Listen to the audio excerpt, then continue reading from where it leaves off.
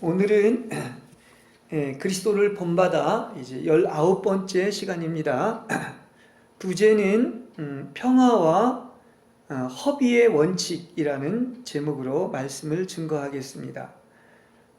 성경 말씀은 요한복음 21장 21절에서 22절, 그리고 요한복음 6장 38절, 고린도전서 10장 24절, 마태복음 5장 48절, 그리고 마태복음 22장 14절, 그 다음에 빌립보서 4장 5절에서 9절, 시편 36편 9절, 고린도 후서 2장 14절에서 17절, 그리고 마태복음 26장 7절에서 13절입니다. 그리스도를 본받음은 그리스도가 우리 안에 거처를 정하시고 우리를 다스림으로 말미암아 그 안식과 평화가 넘쳐 흐르는 것입니다. 그리고 또 하나는 아까 제가 허비의 원칙이라고 했는데, 이것은 모든 사랑과 피조물에게서 벗어나서 오직 그리스도만 바라보고 사랑하고 기쁘게 해드리는 것입니다. 그래서 하나님이 택하신 자녀에게는 그 하나님의 계획과 손길이 있으며, 특별히 신부로 부르심을 받고 선택받은 사람은 하나님께서 감추어 놓은 보물과 진주로서 하나님이 정하신 길이 있고 또 아예 길이 다르다고 하는 사실입니다. 그래서 이 신부들은 스스로 원하는 곳을 자기 마음대로 가질 못하고 하나님이 정하신 길을 따라서 하나님의 절대적인 주권에 의해서 하나님의 신부로 드려지게 되는 것입니다. 자, 이런 큰 주제를 가지고 두 가지만 오늘 말씀을 드리겠습니다. 첫 번째, 그 마음의 평화를 가져다 주는 그 네 가지에 대하여 간단히 말씀을 드리겠습니다. 이 평화, 그 히브리어로 샬롬이라고 그러는데 그들은 정말 가장 중요시 여기지 않습니까? 이건 하나님의 백성이라면 정말 가장 중요한 그런 단어입니다. 다시 말하면 평화는 하나님의 나라가 평화의 나라입니다. 예루살렘이 평화의 도시 아닙니까? 그래서 평화는 하나님의 왕국의 특성입니다. 그 평화의 나라는 그 높아짐이나 어떤 분열이나 싸움이나 전쟁이 없습니다. 자기가 없습니다. 오직 그리스도만 있습니다. 그래서 섬기고 낮아지고 주고 자신을 희생해서 모든 사람을 섬기는 것입니다. 항상 기본적인 것은 우리의 생활에 있어서 나보다 남을 낮게 여기는 것입니다. 그래서 평화의 나라인 것입니다. 우리가 그 성 프란시스의 그 평화의 기도라는 그 유명한 기도가 있지 않습니까? 그 보면은 이렇게 얘기합니다. 주여 나를 평화의 도구가 되게 하소서. 미움이 있는 곳에 사랑을, 다툼이 있는 곳에 용서를, 분열이 있는 곳에 일치를. 좀 줄입니다. 위로를 구하기보다는 위로하고, 사랑을 구하기보다는 사랑하고, 자기를 줌으로써 받는다. 항상 먼저 주기 때문에 받고, 또 자기를 잊음으로 찾게 되고, 용서함으로 용서받고, 죽음으로써 영생으로 부활하리니, 이렇게 이야기를 하고 있습니다. 그리고 이것은 또 실제 그렇게 살았고, 또 그렇기 때문에 진정한 의미에서 평화가 무엇인지를 체험하고 알았습니다. 그래서 알았기 때문에 또 이러한 삶을 살아낼 수가 있었던 것입니다. 그래서 주님은 우리에게 가르쳐 주시는 것이 참 자유와 평화를 얻는 길을 우리에게 분명히 가르쳐 주고 있습니다. 성경의 얘기가 바로 그것이죠. 그래서 작은 첫 번째로 본다면 우리가 평화를 얻는 길, 자유를 얻는 길은 딴 데 있지 않고 그야말로 우리가 하나님의 뜻대로 행할 때 참된 자유와 평화가 있다는 거예요. 그러니까 하나님의 뜻대로 하지 않으면 평화와 자유가 없다는 얘기가 되는 것이죠. 지 맘대로 하면 안 되는 것입니다. 그래서 본래 하나님의 왕국은 아까도 그랬죠. 평화의 나라다. 안식의 나라다. 이렇게 얘기를 할 수가 있는데 이것을 사탄이 깨워버렸습니다. 다시 말하면 그 자기 중심이 되고 자기가 높아지려고 하나님과 같아지려고 했던 이 교만한 마음이 바로 어떻게 됐습니까? 이런 평화를 깨뜨리게 된 겁니다. 그래서 그들은 심판을 받고서 그야말로 어떻습니까? 그래서 쫓겨나게 되었고, 그래서 또한 황폐하고 공허하게 된 것입니다. 그러니까 우리가 황폐하고 공허하다고 하는 것은 하나님의 심판의 결과라는 것을 알 수가 있어요. 우리도 마찬가지인 것이죠. 우리가 공허하고 황폐한 것은 바로 뭐냐? 그것은 우리가 하나님의 뜻대로 살지 않기 때문이다. 이렇게 이야기를 할 수가 있습니다. 그래서 어떻게 되느냐? 사람들은 다 어둠 속에 있게 된 것입니다. 그런데 주님은 그러나 역시 또 정말 사랑의 하나님이죠. 그래서 빛으로 오시고 내가 하늘에서 내려온 것은 나를 보내신 분의 뜻을 행하러 왔다고 말씀하고 있습니다. 우리 천지 창조에도 보면 어떻습니까? 빛과 말씀으로 그저 천지를 이렇게 창조하는 것을 알 수가 있습니다. 성령의 능력과. 예. 그래서 주님이 또 다시 오셔가지고 내가 온 것은 바로 뭐다? 하나님의 뜻을 행하러 왔다. 이렇게 얘기하고 있습니다. 우리 항상 하는 주기도문처럼 뜻이 하늘에서 이루어진 것처럼 이 땅에 이루어지는 거예요. 이 땅에 이루어지는데 가장 특징적인 것이 바로 뭐냐고 하면은 바로 주가 오신 것은 이 땅에 뭐를 채우기 위한 거예요? 바로 평화의 나라. 그 나라를 세우기 위한 것입니다. 그 천국이 평화의 나라인 것이죠. 그래서 우리 주님이 오시고서 그 천군 천사가 노래한 것들이 다 뭡니까? 하늘에는 영광이고 이 땅에서는 하나님께서 기쁘게 여기시는 사람들에게 평화라는 거예요. 평화의 나라, 다시 말하면 천국과 낙원을 회복시키는 것을 이야기하고 있습니다. 그렇게 평화가 중요한 것이지요. 그래서 어떻게 됩니까? 모든 사람이 다 하나님의 영광에 이르는 거예요. 이것은 정말 하나님이 우리에게 평화와 자유를 주시기 위해서 오신 것입니다. 그러니까 이렇게 본다면 하나님은 얼마나 우리를 사랑하시는지 몰라요. 그거 하나만 봐도. 예. 주님은 마지막으로도 그럽니다. 처음부터 나는 어떻게 왔다? 뜻이 하늘에서 이루어진 것처럼 이렇게 나를 보내신 분의 뜻을 행하러 왔다고 이야기를 하고, 제일 마지막 기도도 여러분 물론 뭐 여러 가지가 있지만 그 겟세마네 동산에서 마지막 기도가 뭡니까? 내 뜻대로 하지 마옵시고 아버지의 뜻대로 하시옵소서. 이렇게 기도하고 있습니다. 우리의 기도의 마지막도 결국 이거예요. 내 뜻 다 없어지고 오직 아버지의 뜻이 이루어지기를 원합니다. 이러한 기도가 되어야 됩니다. 이 뜻이 그렇게 중요하지요.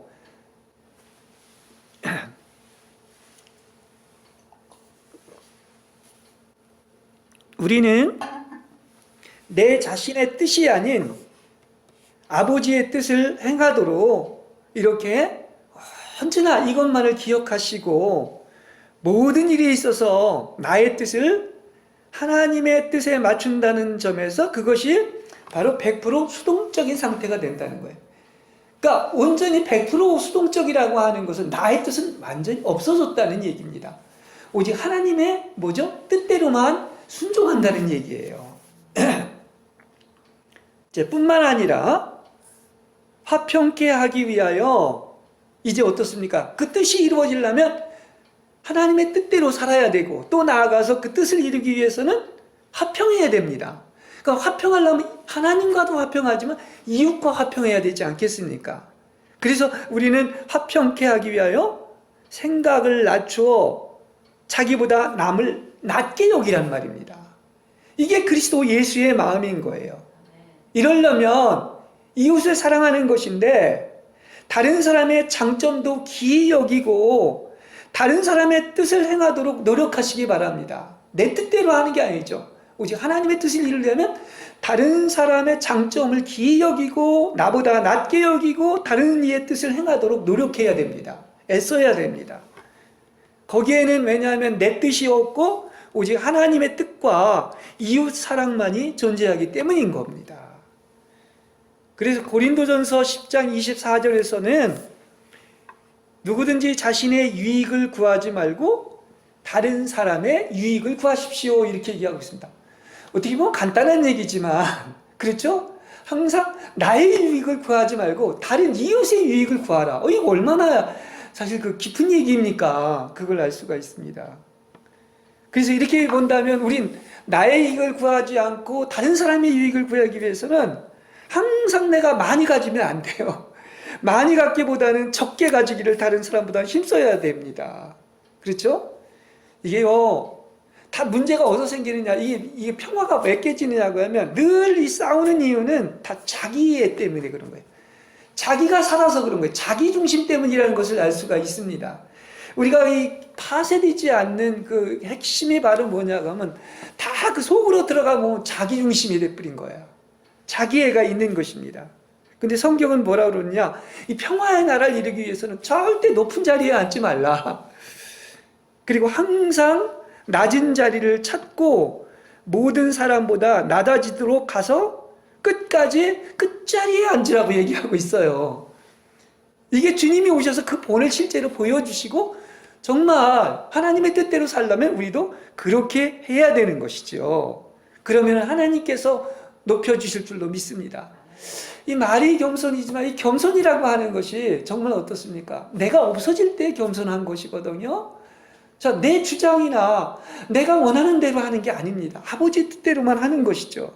이렇게 되었을 때 우리는 원수까지도 사랑하고 나보다 남을 낮게 여기고 또 질 줄 알고 종이 되고 섬기고 자신을 주시는 것이다.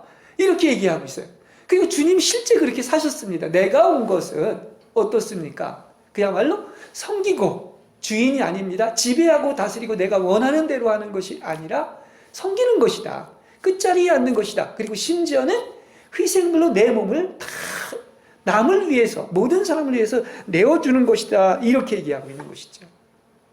바로 주님이 그렇게 사셨고 뜻을 이루신 것처럼 우리도 시종일관 뜻이 하늘에서 이루어진 것처럼 땅에서도 이루어지는데 그러려고 하면 이렇게 해야 되는 거예요. 하나님의 뜻을 순종할 뿐만 아니라 나의 유익이 아니라 다른 사람의 유익, 나보다 남을 낮게 여기시는 여러분이 되시기 바랍니다. 이렇게 됐을 때야만이 평화와 안식의 경계 안으로 들어가게 된 거예요. 본격적으로. 그렇지 않고는 아직 평화의 세계로 땅으로 들어간 게 아닙니다. 성경은 그러죠. 누가 복이 있다? 화평케 하는 자들이 복이 있습니다. 왜냐하면 그들이 하나님의 아들들이라 불릴 것이라 얘기하고 있는 거예요. 성경에 뭐 하나님의 아들들이 불리는 것이 여러 가지가 있는데 그게 바로 뭡니까? 화평케 하는 것인데 화평케 하는 것은 거기 보면 마태복음 5장에 그럽니다. 내가 운전한 것처럼 너희도 운전하라고 했는데 그 앞에 쭉 뭐를 얘기하고 있느냐면 원수까지 사랑하라는 거예요. 우리를 가면 심리를 가고 N뺨을 돌려야 우린밤까지 돌려야 되고 그래야만이 진정으로 온전해지는 것이고 하나님의 아들들이 된 것이다. 이렇게 이야기를 하고 있습니다. 자, 그 다음에 작은 둘째, 뭐 다 이 중요한 아주 주옥 같은 내용들인데 그러죠. 아까도 조금 아까 제가 얘기를 했지만 그 사랑을 계속 얘기를 하면서 또 마음의 동기까지 얘기하면서 그 마태복음 5장 48절의 마지막 결론을 뭐라고 해요? 내가 온전한 것처럼 너희도 온전해져라. 여기에서 평화가 온다는 얘기를 하고 있는 것입니다. 그래서 이거 짧은 말씀이지만 이게 온전함이 무엇인가? 아버지가 온전한 것 같이 여러분도 온전하게 되라는 것입니다. 그리고 이건 참으로 복된 말씀이에요. 그러니까 하나님이 이런 명령을 하신 것은 불가능한 것을 요구한 것이 아닙니다. 우리도 될 수 있습니다. 그럼 무슨 얘기입니까? 아버지가 온전한 것처럼 우리도 온전하게 될 수 있다는 얘기예요. 그러니까 하나님이 여러분을 창조하신 목적은 하나님같이 온전한 사람이 되기 위한 것이며 이것을 누가 하시겠다? 하나님이 하시겠다는 거예요. 참 얼마나 이 말씀이 우리한테 소망이 되고 복된지 몰라요. 우리 같은 자가 온전해질 수가 있구나. 얼마나 이게 복된 얘기입니까?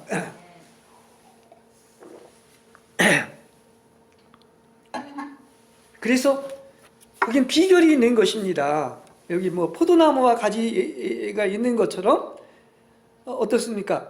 그 내 안에 가지가 포도나무에 붙어 있기만 하면 많은 열매를 맺는다고 이야기하고 있는 거죠. 그러니까 하나님이 우리 안에 들어오셔서 천연적인 생명으로 그리스도로 완전히 대치가 되면 온전해지는 거예요. 그래서 이게 점점 더 성숙해져서 100% 완전히 이제 나는 없어지고 그리스도로 대체되면 온전해진다는 것입니다. 그래서 하나님이 사시면 어떻습니까? 여러분은 온전해질 수 있고 풍부한 열매를 맺게 될 줄로 믿습니다. 그리고 여러분이 온전해지면 흔들리지 않습니다. 흔들리는 이유가 다 뭐냐? 온전해지지 않고 다 나의 어떠한 때문에 그런 것을 알 수가 있어요. 하나님이 온전한데 어디에 흔들린 적이 있었습니까? 그것은 어디까지 가느냐? 아까도 제가 얘기했지만 온전해지는 바로 앞에 뭐 있다? 뭡니까? 예? 예, 주고 아낌없이 주고 그 다음에 원수까지 사랑하고 해를 선인과 악인에게도 비치시는데 그래야 너희도 하나님의 아들들인 온전한 사람이 된다고 이야기를 하고 있는 것처럼 우리 거기까지 가야 되는 거예요. 근데 원수를 사랑하고 그를 위해서 기도할 수 있는 것은 하나님의 아들들이 된 증거인데 이건 놀랍게도 우리가 온전해진 증거인데 바로 그것은 무슨 얘기냐고 하면 그리스도가 우리 안에 살기 때문에 그렇게 놀라운 삶을 살아낼 수 있는 것입니다. 그래서 그 우리에게는 없는 그 사랑이 여러분 안에 있다면 사실은 여러분은 온전해진 거예요. 왜냐? 고린도서 13장에 보면 사랑이 오면 온전해진다 이렇게 얘기하고 있습니까? 사랑이 오면 부분적인 것들이 사라지고 온전해진다고 그랬어요. 그래서 우리가 이렇게 온전하다고 하는 것은 그리스도 예수의 그 사랑의 마음이 여러분 안에 있기 때문에 온전해지는 것입니다. 그렇죠? 사랑으로 꽉 채워지는 것입니다. 여러분 주님의 사랑으로 온전히 합일되셨습니까? 그 사랑이 오면 온전해지는 것입니다. 사실 우리가 이렇게 흔들리고 불안하고 괴롭게 느껴지는 때를 돌이켜보면 다 뭐냐? 그것은 벌써 나로 돌아온 거예요. 나로 살고 있고 그리스도 예수의 마음인 그 사랑이 없어서 그런 것입니다. 하나님으로 하는 것이 아니라 나로 살기 때문에 그런 거예요. 그러나 주님은 여러분을 온전하게 하실 수 있고 그분이 거하면 놀라운 평화가 있게 되는 것입니다. 왜냐? 우리가 이제 그 하나님의 기도의 응답도 그렇고요. 하나님이 여러분 안에 사는 가장 확실한 증거가 뭔지 아십니까? 물론 기쁨도 있습니다. 뭐 기도도 있습니다. 여러 가지 은혜 받는 것도 있습니다만은 놀라운 평안이 있는 거예요. 하나님의 나라는 바로 뭡니까? 샬롬, 평화의 나라인 거예요. 흔들리지 않는 견고한 평화가 있는 것이 하나님이 내 안에 있는 증거라는 사실인 것입니다. 그래서 제가 이 설교를 준비하면서 성경에 보면 이 평안, 화평, 평화 이런 말이 많이 나와요. 그 왜 이렇게 많은 이런 말이 나왔는가 했더니 그 헬라어 원문을 찾아보니까 다 이게 단어가 똑같아요. 에이레네예요. 이게 이제 평화나 화평이나 이 평안이 한글 성경에서 이렇게 번역한 것이 똑같이 한마디로 평화라는 얘기인 것입니다. 예.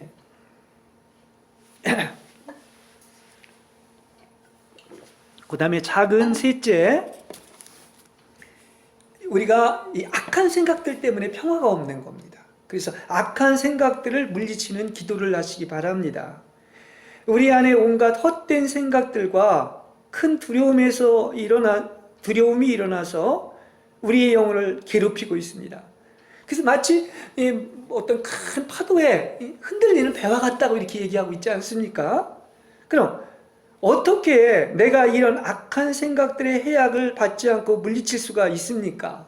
그래서 그렇게 얘기하고 있죠. 생각은요, 마귀가 틈타는 통로인데 그 성경에 보면 그런 여러 가지 생각들이 이걸 우리를 말입니다. 어떻습니까? 괴롭히고 있는 거예요.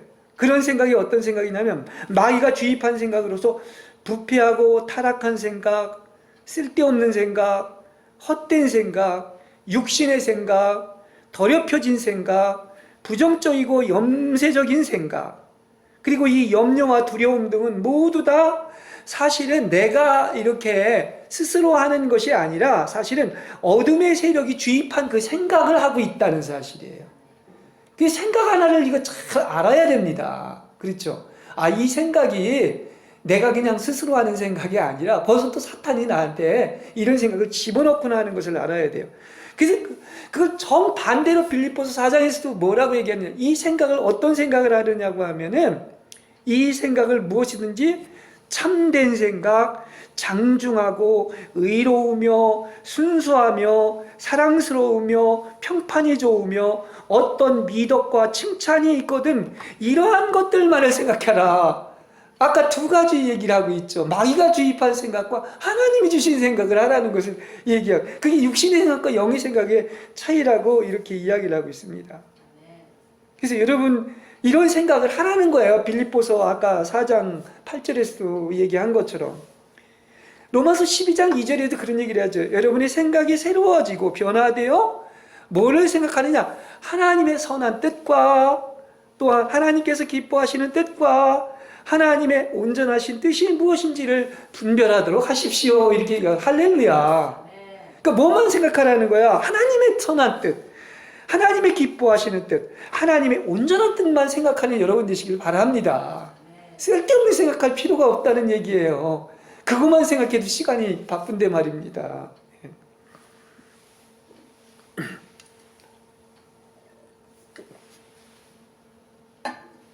그래서 여러분은 마귀가 분주해서 계속 악한 생각을 집어넣는데 하루에도 뭐 3,000번 생각이 든다고 하지 않습니까? 이 악한 생각이 들어올 때마다 즉시 기도하시기 바랍니다. 여러분이 잘 아는 좋아하는 기절 빌립보서 4장 5절에서 9절에 나와 있는 것처럼 우리가 기도하면 되는 거예요. 주여 내 안에서 일어나는 온갖 악한 생각들을 주의 면전에서 쫓아내 주시고 주께서 다스리시고 하나님의 뜻만을 생각하게 하소서. 그래서 그렇게 얘기합니다. 빌립보서에서 즉시 악한 생각이 들어오면 대적하시고 기도와 간구를 통해서 감사한 마음으로 구할 것을 하나님께 아뢰라 이렇게 얘기하고 있지 않습니까? 이거 얼마나 좋은 기도예요. 하나님이 다 해주시겠다고 했으니까. 뭐라고요? 기도와 간구를 통하여 그것도 감사한 마음으로 구할 것을 하나님께 말씀드리고 주를 바라보면 하나님이 어떻게 하신다? 반드시 여러분에게 사람의 이해를 초월하는 하나님의 평안이 그리스도 예수님 안에서 여러분의 마음과 생각을 지키실 줄로 믿습니다. 할렐루야. 이게 언제나 평화를 얻는 방법이에요. 빌립보서 외우시기 바랍니다. 이 빌립보서 4장 그렇죠? 5절에서 9절을 그렇습니다. 그리고 9절에서 마지막으로 바울은 어떻게 하면 평안할 수 있는, 여러분은 또한 나에게서 지금까지 배우고 받아들이고 듣고 본 것을 실행하십시오. 그러면 평안의 하나님께서 여러분과 함께 하실 것입니다. 이렇게 하나님이 다 가르쳐 주셨어. 사실은 평화할 수 있는 방법, 평화할 수 있는 것, 평화가 뭐냐, 샬롬이 뭐냐 하는 것을 알려주셨습니다. 그 다음에 작은 네 번째, 마음의 빛을 비춰주시기를 구하는 기도입니다. 그래서 우리는 선하고 자비로우신 예수님, 주의 밝고 영원한 빛을 내게 비춰주소서, 마음속에 자리 잡고 있는 온갖 어두움을 몰아내 주소서 기도하시기 바랍니다. 부정적이고 어두운 것이 있다고 하는 것은 그 하나님으로부터 온 것이 아니란 말입니다. 그러니까 즉시 기도하시고서 빛을 비춰주셔가지고 이 빛이 오면 어떻게 되겠습니까? 어둠이 당연히 물러나게 돼 있는 것이죠. 그래서 내 안에서 피어올라서 갈피를 못 잡고 방황하는 모든 잡념들을 없애주시고 맹렬하게 공격해오는 시험들을 분쇄해 주소서 이렇게 기도하시기 바랍니다. 그래서 주께서 저를 위해 강력하게 싸워주시고 바람과 폭풍을 향해 잔잔하라 명하심으로써 우리 안에 언제나 잔잔한 고요와 같은 호수와 같은 평화가 있게 하소서 이렇게 기도하시기 바랍니다. 그럼 주님께서 하실 줄로 믿습니다. 딴 걸 바라보던 게 주님께 확 바뀌어졌기 때문에 그래서 평안이 오는 겁니다. 그래서 우리가 주의 빛과 진리가 있지 않으면 우리는 황폐하고 공허하고 어둠 속에 있을 수밖에 없는 거예요. 그래서 흔들리는 겁니다. 죽게 돌아가면 다시 평화가 오는 것 아닙니까? 그렇습니다. 우리는요, 그 쓰레기 같은 것인데 그런 걸 왜 자꾸 생각하고 그걸 아직도 잊질 못하고 그걸 버리지 못하는지 안타까워요. 세상의 것들은요, 사실 생각하면 넌덜머리 납니다. 여러분 가장 방해하는 것들이 뭔지 아십니까? 많은 것들이 어떤 세상의 것들, 또 나아가서 어떤 사람 피조물, 그리고 이런 것에서 나타나는 것들을 자꾸 관심하고 그걸 바라보기 때문에 그런 겁니다. 그렇죠? 여러분 TV나 이런 데서 정치 얘기나 이런 것들 보십시오. 금방 내 그 영적으로 방해가 오는 것을 알 수가 있습니다. 그래서 세상의 것들은 생각만 해도 넌덜머리가 나고, 피조물로부터 나오는 것은 그 위안이 잠시뿐이고 온전한 평화와 안식을 줄 수가 없습니다. 평화는 하나님으로부터만 오는 거예요. 아까 그랬죠? 하나님의 뜻을 행할 때, 또 내가 온전한 것처럼 너희도 온전할 때, 그리고 또 나아가서 악한 생각이 아니라 영의 생각을 하고, 또 마음에 빛을 비춰줬을 때, 이렇게 안식이 온다는 것을 네 가지로 얘기하고 있죠. 그래서 여러분 시편 36편 39절에 보면 이런 얘기, 생명의 원천이 주님께 있사오니, 그럼 생명의 원천이나 모든 것, 뭐 평화나 기쁨이나 사랑이나 이런 게 주님께 있기 때문에 어떻습니까?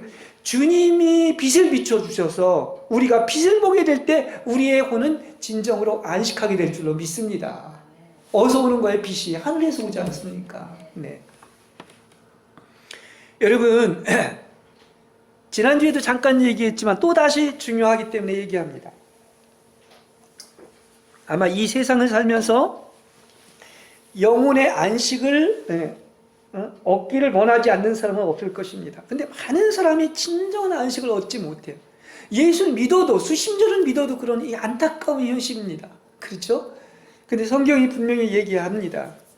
우리가 왜 그렇게 안식이 없고 평화가 없느냐고 하면, 하나님이 없는 우리 자신의 혼인, 이 감정과 생각과 의지는 어떻습니까? 이 망망대에 떠다니는 난파선처럼 우리를 방황하고 산란하게 해서 조용할 데가 없는 겁니다. 더 심하게 얘기한다면 그 내가 산다고 하는 것은 타락한 자아이기 때문에 그건 마귀가 산다고 볼 수 있어요. 거기에 평안이 있을 수가 없습니다. 그래서 이 겉사람은 언제나 정함이 없는 세상과 사탄과 사람과 피조물과 환경에 반응하기 때문에, 반응을 해보세요. 금방에 사탄이 역사할 뿐만 아니라 안식이 없습니다. 흔들립니다. 그래서 진정한 평화는 바로 뭐냐? 주 안에서 그분의 온유와 겸손의 마음이 있을 때인 것을 알 수가 있습니다.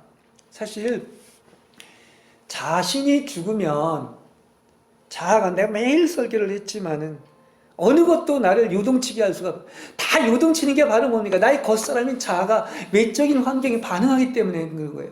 그럼 내가 완전히 죽어버리면은 아무리 바깥 것이 흔들려고 해도 내가 죽었으니까 무감각한데, 그죠? 무가됐는데 요동치게 할 수가 없다는 얘기. 이게 영적인 원리인 것인데, 예.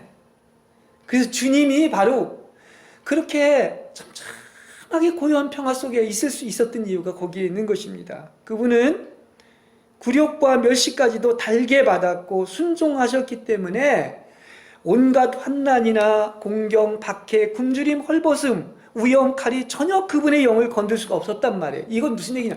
그분이 영 안에 거했기 때문에, 영에 누가 계십니까? 끊을 수 없는 하나님의 사랑이 있는 거예요.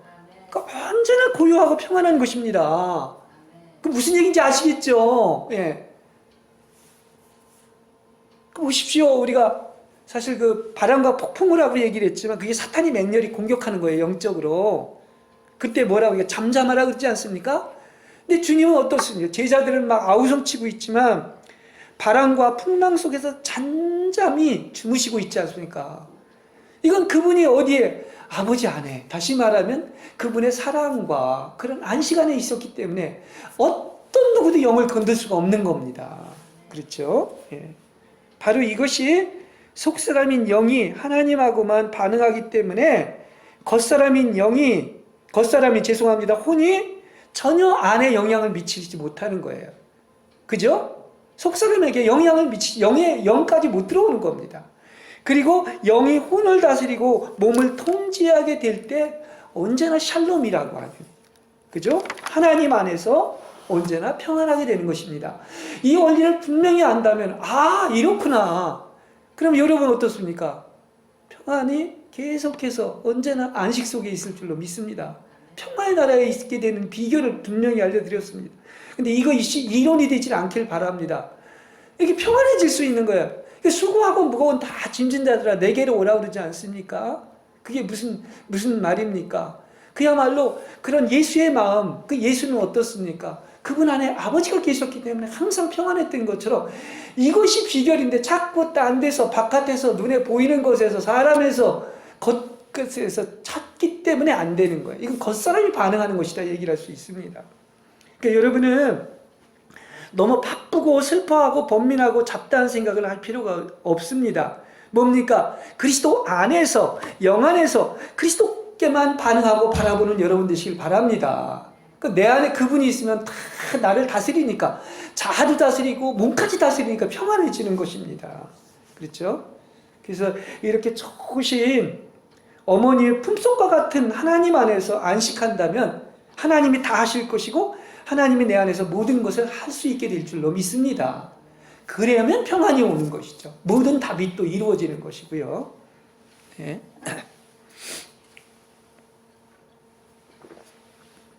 그 다음에 큰 두 번째입니다. 이 다른 사람들의 삶에 호기심을 갖고서 알려고 하지 않음입니다. 이게 이제 점점 더 영적으로 우리가 이렇게 주님께 가까이 나아가면 다른 모든 것들이 다 이제 사라집니다. 소멸됩니다. 그렇죠? 오직 뭐만 남습니까? 그리스도만 남게 되지 않습니까? 그렇기 때문에 다른 사람들의 삶에 호기심을 갖고서 알려고 하지 않아야 되는 것이죠. 예. 하나님은 모든 사람을 알고 있고 해 아래서 행해지는 모든 일을 보고 계십니다. 그걸 알아야 돼요. 하나님은 살아계십니다. 그래서 각 사람의 상태가 어떠하고 무엇을 생각하고 있고 무엇을 바라보고 있고 어떤 목적과 의도로 행하고 있는지를 보고 계시다는 사실이에요. 근데 우리는 어떤 현상을 보고서 막 왜 정치가 저렇지 어떤 사람이 그렇지 너무 거기에 관심이 많아요. 이거 관심도 끊으시기 바랍니다. 누가 다 보고 있다? 하나님이 보고 있고 알고 계신 것을 알아야 됩니다. 오래 못 가요. 세상이 막 불합리한 것 같지만 하나님은 다 알고 계십니다. 그래서 하나님이 살아계셔서 모든 역사와 때와 손길을 주관하고 있다는 사실을 기억하시기 바랍니다. 예. 요한복음 21장 21절에서 22절에 보면 그 이제 앞에서는 이제 그 베드로에게 그러죠. 부활하고 이제 예수님이 베드로에게 네가 나를 사랑하느냐? 아, 사랑합니다 해서 내 양을 먹이라고 그러죠. 근데 베드로가 그래서 얼마나 복 받았어요. 그죠? 아무나한테 주는 그런 복이 아닌데 그 다음 기절에 보면 이런 얘기가 나옵니다. 뭐가 궁금했는지 그를 보고 베드로가 주님 이 사람은 어떻게 되겠습니까? 하니까 예수님이 뭐라고 그러느냐? 내가 올 때까지 그를 남아있게 하고자 한들 그것이 그대와 무슨 상관이 있겠느냐? 너는 다만 뭐하라고 그러죠? 나만 따르라 이렇게 이야기를 하고 여기에서 우리한테 이렇게 전해주는 그 귀한 교훈이 있습니다. 여기 이 사람이 누굽니까? 사도 요한 아닙니까? 어떻게 보면 정말 아주 특별히 사랑받는 제자라고 볼 수가 있는 것이죠. 그래서 이 사도 요한의 여정이 궁금했는지 모르지만 그건 네 일 아니야. 네 영역이 아니야. 그건 내 영역인 거야. 그거 하지 마라 이런 뜻입니다. 그렇죠? 사도 요한의 여정은 하나님의 주권 속에 있고 하나님이 정해놓으신 것이고 하나님의 손길 속에 있는 거예요. 너는 너가나 잘해. 너의 길만 따라가면 돼. 내가 정해놓은 나의 길을 그러니까 너에게 주원의 길을 따르라는 이런 얘기인 것입니다. 우리에게 참 이게 우리한테 이렇게 시사하는 바가 많아요. 귀한 종들에게도. 그러니까 각자에게는 다 뭡니까? 다 다른 것입니다. 한 형제자매도 다른데. 그래 각자에게 다 하나님이 정해놓으신 길이 있다는 사실을 아시기를 바랍니다. 예. 구원도 자기가 받는 거죠. 우리 아버지가 신학장이라고 해서 무슨 구원을 받는 게 아니지 않습니까? 각자 자기 짐은 자기가 져야 하고 자랑할 것이 있어도 자기 혼자 자랑하시기 바랍니다. 그리고 하나님이 주관할 영역인 남의 생활에 부질없이 상관하지 말라고 얘기를 하고 있는 거예요. 이게 왜 많은 사람에게 이런 문제가 생기느냐 하는 것을 생각해 보면 사실은 알고 보면 다 이게 이 나라는 너무나 자기를 사랑하기 때문에 이런 문제가 많이 생기는 것입니다. 이게 어떤 사람과의 관계에서 나에게 이익이 되느냐 아니냐 하는 이 상업적인 계산이 용도에 치중하기 때문입니다. 나아가서는 하나님의 손길을 알지 못하기 때문에 간섭을 하는 겁니다. 또 하나님의 주권을 인정하지 않기 때문에 이런 문제가 계속 인간관계에서 생긴다는 사실을 아시기를 바랍니다. 그리고 나가서 뭡니까? 하나님의 것인데 내 것이냐, 마치 그를 규정하고 판단하고 정죄하고 심판하는 것이죠. 무슨 얘기입니까? 이건 하나님의 영역인 거예요. 내가 만들질 않았어요. 하나님이 만드신 것입니다. 그래서 창조하신 분은 하나님이신데 마치 하나님의 것을 내 기준에서 바라보기 때문에 그렇게 되는 것입니다. 그러니까 여러분은 절대로 비교하지도 마시고 불공평하거나 불공정하다고도 하지 마시고 하나님을 믿으면 이런 생각이 다 없어질 줄로 믿습니다. 하나님이 우리에게 바라시는 것은 그건 네 일 아니야. 내 영역이야. 그러니까 너는 할 일이 바로 뭐냐. 넌 사랑하는 일밖에 없어. 하나님이 바라시는 것은 끊임없이 용서하고 베풀고 긍휼히 여기고 나보다 남의 유익을 생각하고 나보다 남을 낫게 여기고 사랑하는 것밖에 없는 거예요. 그걸 가르쳐 준 겁니다. 그렇죠?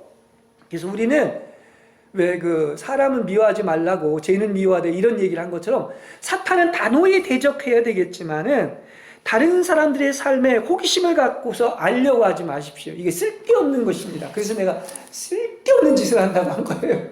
예. 자, 이 베드로의 질문처럼 이렇게 이게 아까도 얘기를 했지만 이 같은 사도지만 이 성경에 보면 요한복음에서 요한은 자기 자신을 이렇게 사도로 표현하지는 않습니까?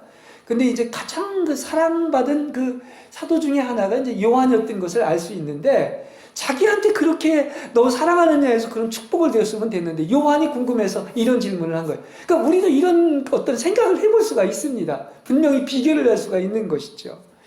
다른 사람은 다 주님께 쓰임받고 주님의 축복하심이 있는데 당신만은 거기에 포함되지 않고 모든 것을 다 잃은 것 같습니다. 당신은 그리스도의 말만 듣고 순종하고 초점이 그리스도만을 추구했는데 아무 일도 성사시키지 못하고 아무 발전도 없고 아무 자랑할 만한 것도 없이 계속 이대로만 지낼 것인가? 이것이 종종 힘들게 하고 무능력함을 체험하게 하는 거예요. 이거는 어떤 종들도 마찬가지지만 어떤 성도끼리도 마찬가지인 것을 알 수가 있습니다. 나는 과연 참된 종인가? 나는 하나님이 정말 사랑하는 사람인가? 하는 이런 생각을 할 수가 있는 것입니다. 근데 오늘 다 물어본다고 하면 비교하지 말라는 거야. 참견하지 말라는 거예요. 다른 사람의 일에. 저는 그래서 이걸 설명을 하면서 향유옥합 부분 마리아를 생각해 봅니다. 이 마태복음 26장 7절에서 13절에 보면은 이 한 여인이 매우 값진 향유옥합을 가지고 와서 상에 앉으신 예수님의 머리에 부었습니다. 근데 여러분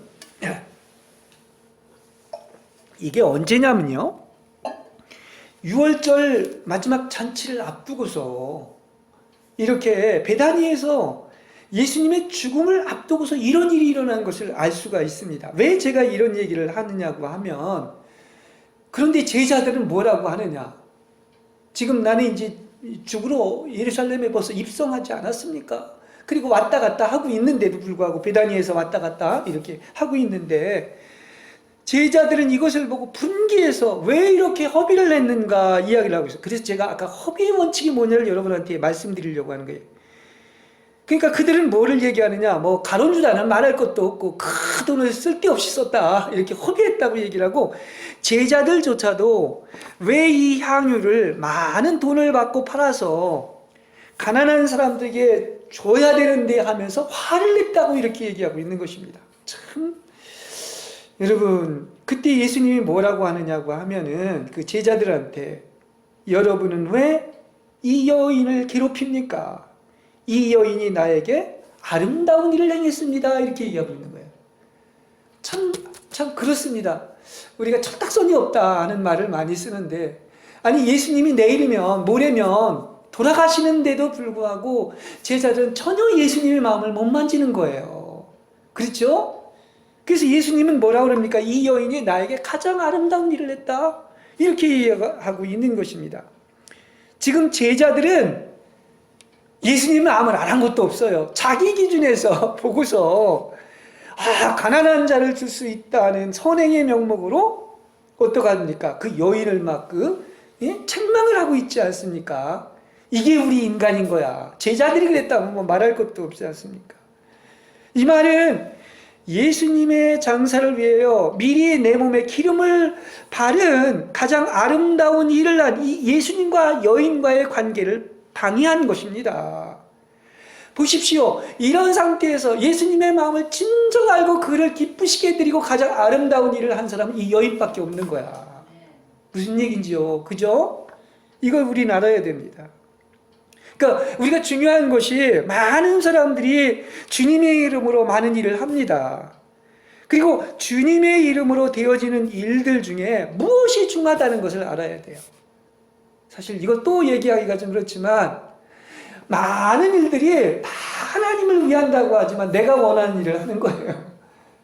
진정 하나님이 그걸 인정하고 있는가, 기뻐하고 있느냐, 이것이 중요하다는 그런 사실인 것입니다.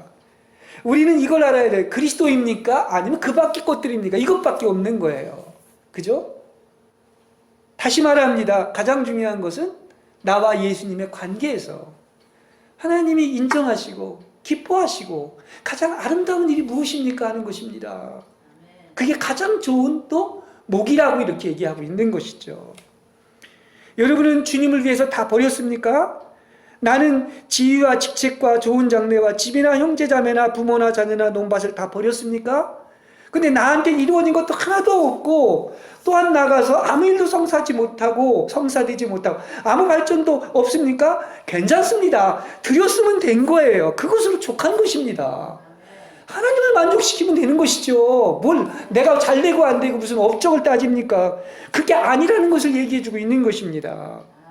그러니까 업적이나 성공의 관점에서 보면 어떤 큰 조직 안에 있는 사람은 빛나는 장래도 있고 많은 사람을 구원시켰고 사역을 축복한 성공한 사람들이라고 할 수가 있습니다. 그런데 하나님은 그 기준이 아닌 거야. 그걸 우리는 알아야 됩니다. 그렇죠? 그러나 나는 하나님께 다 드렸는데 아낌없이 모든 것을 나의 모든 미래도 드렸는데 각종 시련과 환경과 번거로움과 옥에 갇히고 쓰임받기는커녕 내 생명을 이렇게 허비하고 있으니 이토록 무력한 내가 하나님의 종이란 말입니까? 이렇게 생각할 수가 있는 것입니다. 근데 다 길이 다르다고 그러지 않습니까? 이걸 우리가 알아야 되는 것입니다. 감옥에 아무나 가는 게 아닙니다. 허비를 아무나 할 수 있는 게 아닙니다. 그렇죠? 각종 시련과 환경, 하나님의 특별히 사랑하는 사람들의 어떤 생애를 보시기 바랍니다. 그죠? 그게 축복이에요. 어떻게 보면 그걸 알 수가 있습니다. 그러니까 사람들은 아직도 많은 가치 기준이 그게 얼마나 유용성, 쓸모가 있는가, 쓰여졌는가 여기에만 초점을 맞추는 거예요. 뭐 그것도 물론 중요하긴 하겠지요. 그러니까 사람은 자꾸 모든 가치 기준을 대는 바깥에 일어나는 어떤 결과와 업적을 보고 그 사람이 하나님만이 절대 아닙니다. 하나님 그렇게 보지를 않는다고 하는 사실이에요. 이건 다 뭡니까? 어떤 용도와 쓰임과 업적과 이 상업적인 계산으로 이익이 되느냐 안 되느냐 이 관점에서 본 거란 말입니다. 예. 이 허비라는 원칙이 뭐냐? 허비는 뭐냐? 인간이 볼 때는 하나님께 드리니까 허비 같은 거예요. 왜냐? 다른 것도 많이 있는데, 다시 말하면 허비라는 뜻은 용도에 치우친 것이 아니라 하나예요, 오직 하나. 그분을 얼마나 기이 여기는가에 달려있는 것입니다. 그렇죠? 그러니까 하나님께 가장 아름다운 일을 했다고 하는 것처럼 하나님을 기쁘시게 하고 만족해 하는 거예요. 이게 허비의 원칙인 것입니다. 그래서 사실 우리가 하나님께 전부가 되면 될수록 오직 나를 위해서는 없어지는 거예요. 오직 솔리데오 글로리아, 하나님의 영광만을 위해서 존재하는 것입니다. 그렇죠? 그러니까 허비는 뭐 하는 것이냐? 허비는 요만큼만 줘도 되는데 필요 이상으로 많은 것을 이렇게 준 것이죠. 지불한 것이죠. 그러면 여러분 누구를 위해서? 주님을 위해서 필요 이상으로 여러분 드린 적이 있습니까? 예? 그러면 된 거예요. 나의 전부인 향유를 부으면 된 것입니다. 너무 업적이나 이 용도나 이렇게 그런 것에 연연하지 마시기를 바랍니다. 우리가 그 해미어의 노래 저 작품 중에 누구를 위해 종을 울리나 얘기를 하고 있는데 그 마음의 동기는 하나님만이 아십니다. 얼마나 많은 것들이 아직도 하나님을 위한다고 하지만 내가 원해서 하는 것이고 사실 내가 하나님이 원해서보다 내가 원해서 하는 것이고 나를 위해서 종을 울리지 하나님을 위해서 종을 울리는 것이 많지 않을 수도 있다는 사실. 누구를 위해서만 올린다? 하나님만을 위해서 올릴 수 있다면 내가 어떻게 해도 좋습니다. 이것이 바로 허비의 원칙인 것을 아시기 바랍니다. 여러분, 나는 그냥 저 감옥에 가고 완전히 버림을 당해도 하나님을 위해서 내 생명을 드릴 수 있다면 기꺼이 하나님 더 이상 바랄 것이 없습니다. 이렇게 고백할 수가 있습니까? 바로 이거 얘기예요. 예.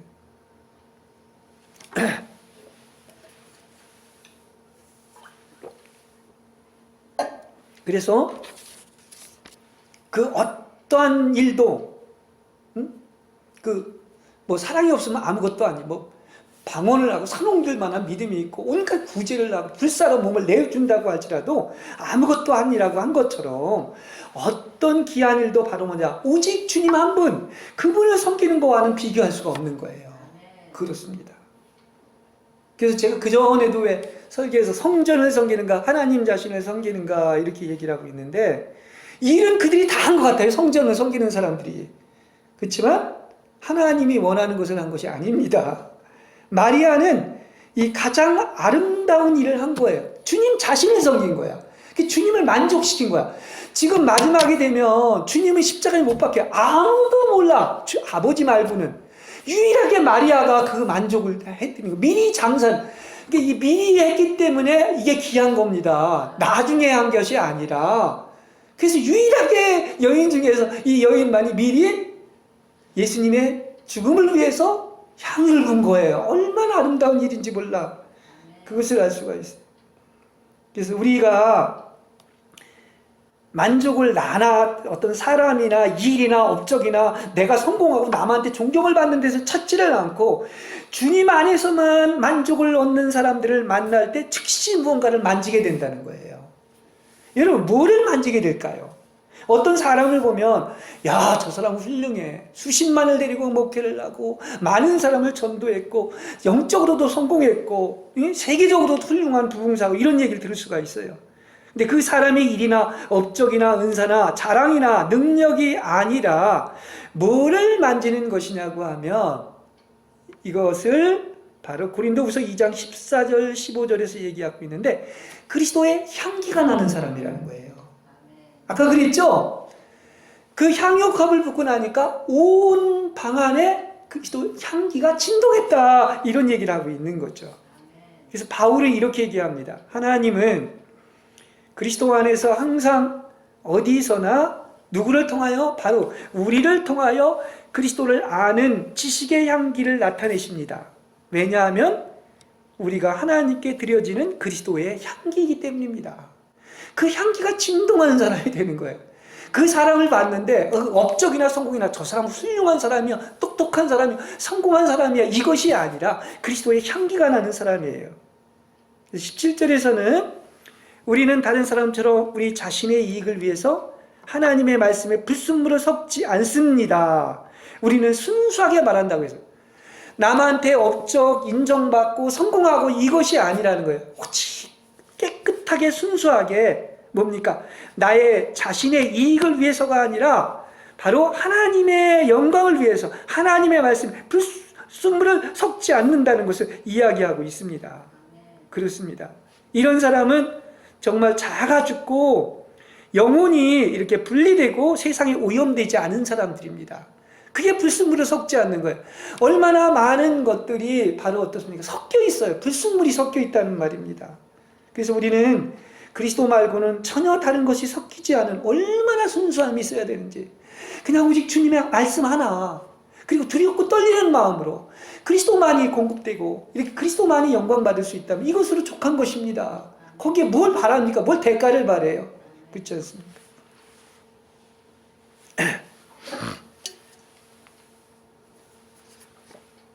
그래서 마리아가 이렇게 향유를 부음으로 이렇게 주님의 장사를 미리 준비한 여인이었을 뿐만 아니라 온 집안에 향기가 가득하다고 하는 것은 바로 뭡니까? 그런 사람들은 사람들에 대해서 이렇게 깊은 인상을 준다고 하는 사실이에요. 그러니까 하나님 사랑하는 사람, 불꽃 같은 사랑으로 이렇게 하나님을 사랑하는 사람은 바로 분명한 인상을 준다는 거예요. 말을 안 해도. 어떤 사람? 하나님의 거룩한 사람이라는 인상을 준다는 것입니다. 그래서 하나님에 대한 굶주림과 갈증을 불러일으키는 이 그리스도의 향기를 바라는 사람들이 있습니다. 오직 정말 영 안에서 가난해서, 그리고 아주 겸손하고 낮아져서 나는 어떻게 돼도 좋고 그냥 그리스도만 이렇게 드러나게 할 수 있는 그런 영적으로 굶주림과 갈증을 줄 수 있는 사람, 이건 얼마나 아름다운 건지 몰라요. 그렇죠? 이게 우리의 목표예요. 예. 그래서 그리스도의 향기가 나는 사람은 일이나 능력이나 총명이나 은사가 있다거나 사역을 성공시키고 주가 쓰시고 집회를 인도하는 그런 사람이 아니라 어떤 사람이다? 허비한 사람, 주를 위하여 내 생명을 부은 사람들입니다. 그래서 사람들이 하나님을 배고파하게 하는 이 사람은 하나님의 거룩한 사람인 줄을 믿습니다. 여러분은 하나님을 배고프게 합니까? 하나님을 굶주리고 갈증을 나게 하는 이런 사람. 이것이 바로 복음의 목적이라고 하는 사실이에요. 그래서 마지막 결론은 복음의 목적이 향역합을 얘기를 하면서 그 얘기를 하고 있는 거예요. 향기가 복음, 이 얘기는 어디라고 그랬습니까? 복음이 전해지는 곳마다 항상 이 향기가 진동한다고 그랬어요. 영원히 진동한다고 그랬습니다. 이게 복음의 목적인 거예요. 네. 마태복음 이제 22장 14절에 보면 거기 그 천년왕국 혼인잔치를 얘기하면서 이 왕국 결혼잔치의 결론으로 이런 얘기가 합니다. 부름받은 사람은 많으나 선택받은 사람은 적습니다 하는 말이 나옵니다. 이것은 옛날 번역으로 하면 청함받은 사람은 많으나 택함받은 사람은 적다는 이런 말인 것이죠. 결혼잔치에서 예복을 입지 않은 자를 두고서 이런 말씀을 하고 있는데, 이 잔치에 초대는 받았지만 혼인잔치에서 쫓겨나 그의 손발을 묶어 바깥 어둠 속으로 내던져라. 거기서 슬피 울며 이를 갈게 될 것이다. 이렇게 얘기하고 있습니다.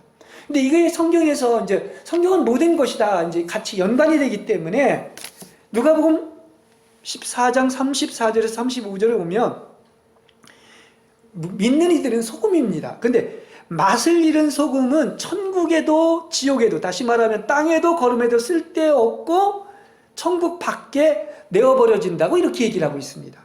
또 여러분 너무나 잘 아는 마태복음 7장 13절 14절은 파멸로 이끄는 문은 넓고 길이 널찍하여 그리로 찾아드는 사람이 많고 생명으로 이끄는 문은 좁고 길이 협촉하여 찾는 사람이 적다고.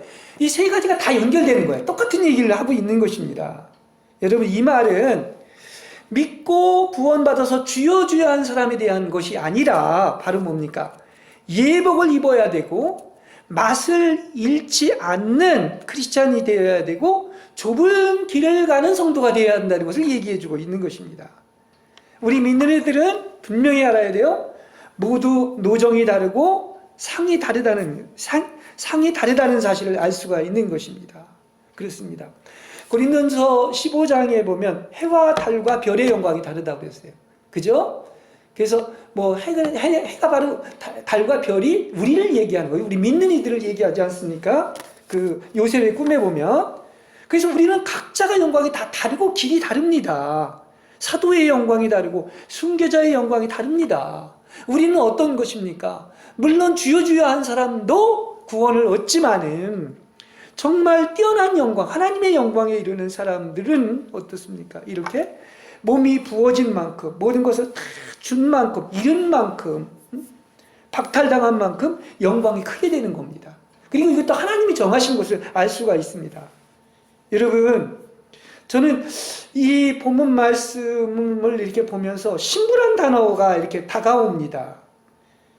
특별히 여기 아까 이 얘기들은 다 뭐하고 관련이 있느냐고 하면 뭐 베드로나 요한도 그렇고 향유옥합분 이런 분들도 그렇고 이 하나님의 혼인잔치의 이 신부로 예비되어 있는 사람들이 길이 달라요. 성경을 읽어보면 길이 다릅니다. 그래서 이 사람들의 특징은 아까도 얘기했죠? 맛을 잃지 않고 또 좁은 문을 가고 예복을 입은 것처럼 이들은 미리라는 단어가 있어요. 미리. 그러니까 다 드러날 때가 아니라 공개적으로, 다시 말하면 감추어져 있다고 하는 사실인 것입니다.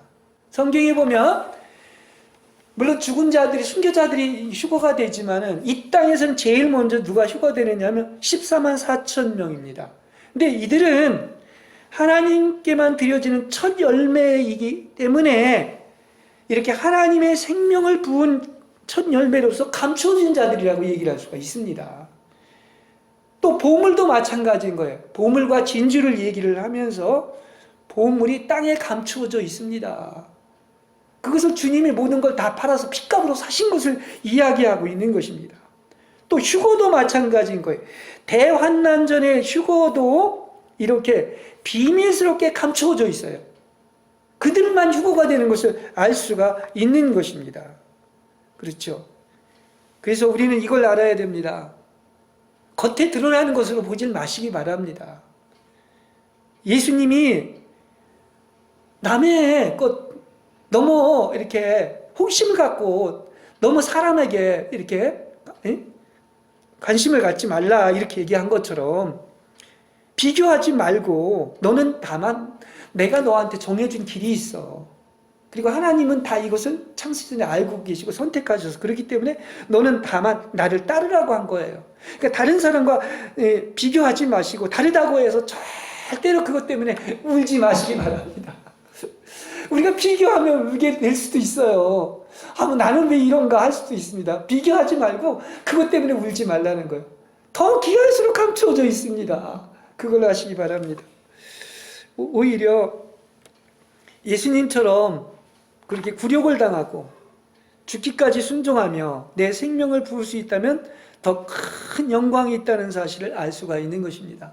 여러분, 우리가 그 신부가 이제 그 혼인잔치 얘기를 하면서 이 신부, 예복을 입은 신부가 되라고 했는데 이거는 청함받고 택함받아서 이렇게도 얘기할 수 있어요.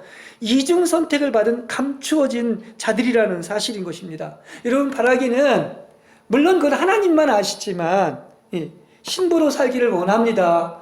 이러한 여러분들이 되시길 바랍니다. 주여, 신부로 살기를 원합니다. 얼마나 아름다운 것인지 몰라요. 이렇게 하늘의 원칙은 허비의 원칙이고 내어주고 버리는 원칙이고 섬기는 원칙이고 나보다 남을 높게 여기는 원칙이고 십자가에서 거쳐 흘러나오는 생명의 원칙인 것을 아시길 바랍니다. 이렇게 신부는 미리 부어진 자인 거예요. 바라기는 살든지 죽든지 오직 주님을 기쁘시게 해드리려는 큰 뜻을 품는 여러분이 되시기를 바랍니다.